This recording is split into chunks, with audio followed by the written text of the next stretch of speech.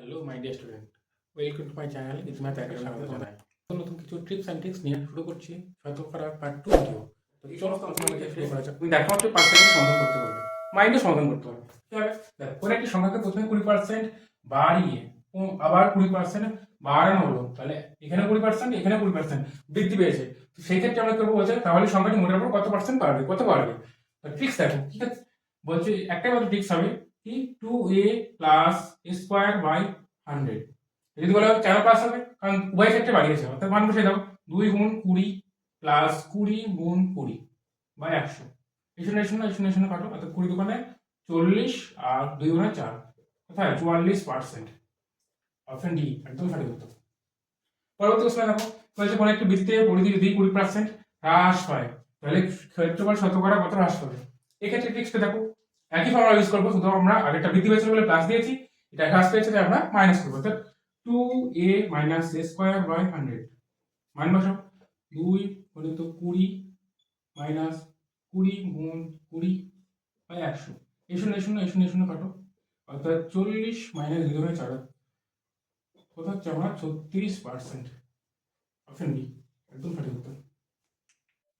এই সমস্ত দারুণ দারুণ ট্রিক্স অ্যান্ড ট্রিক্স যদি ভালো লাগে তাহলে চ্যানেলটাকে লাইক, শেয়ার এবং সাবস্ক্রাইব করে দাও, যাতে আমরা নতুন নতুন ভিডিও বানাতে উৎসাহিত পাই। দেখো, চলে এসেছে আমরা পরবর্তী প্রশ্নে। এই অঙ্কটি দেখা মাত্রই 5 সেকেন্ডে সমাধান করা যায়। ঠিক আছে? আগে থেকে দৈর্ঘ্য 5% হ্রাস পেল এবং প্রস্থ 10% বৃদ্ধি পেল, তো ক্ষেত্রফল কি পরিবর্তন হবে। তো এই ক্ষেত্রে কি হবে, তোমার যেহেতু হ্রাস পেয়েছে তার জন্য মাইনাস এ, বৃদ্ধি পেয়েছে তার জন্য প্লাস বি, প্লাস মাইনাস কি হয় মাইনাস এ বি বাই 100। এবার জাস্ট মান বসাবো আমরা। এ এর মান হচ্ছে -5, বি এর মান হচ্ছে +10 -10, আর এর মান হচ্ছে 5 ইনটু এর মান হচ্ছে 10, নিচে 100। এই শূন্য কাটো, প্লাস মাইনাসে মাইনাস হবে, অর্থাৎ 10 থেকে 5 দিলে হয়তো 5, যেহেতু বড় সংখ্যার আগে প্লাস আছে এখানে প্লাস চিহ্ন হবে, এখানে মাইনাস 5 থেকে আমরা 10 কে পরিবর্তন করে দিচ্ছি 10 আছে, অর্থাৎ 0.5 বিয়োগ করলে কত হয় 4.5%। প্লাস প্লাস মানে কত আমার হচ্ছে বৃদ্ধি পাবে, প্লাস। এটাই সঠিক অ্যান্সার। দেখ, অঙ্কটি দেখ মাত্রই খুব তাড়াতাড়ি সমাধান করা যায়। বলা আছে কিছু পরিমাণ জল জমে বরফ হলে আয়তন 10% বৃদ্ধি পায়, ওই বরফ গলে জলে পরিণত হলে আয়তন কত পার্সেন্ট হ্রাস পাবে।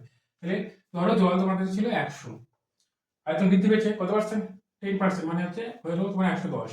এখন বলছে যদি তোমার এটা হ্রাস পায়, অর্থাৎ বরফ গলে যখন জলে পরিণত হবে কত পার্সেন্ট হবে। তো এদের মধ্যে ডিফারেন্স হবে, এদের মধ্যে ডিফারেন্স হচ্ছে 10। এখন বরফের আয়তন কত 110, তো পার্সেন্টের জন্য 100 দ্বিগুণ করো, তবে এই শূন্য কাটো, অর্থাৎ পাচ্ছে কত 100/11। পূর্ণ করে কথা হয় 9 পূর্ণ 1/11%।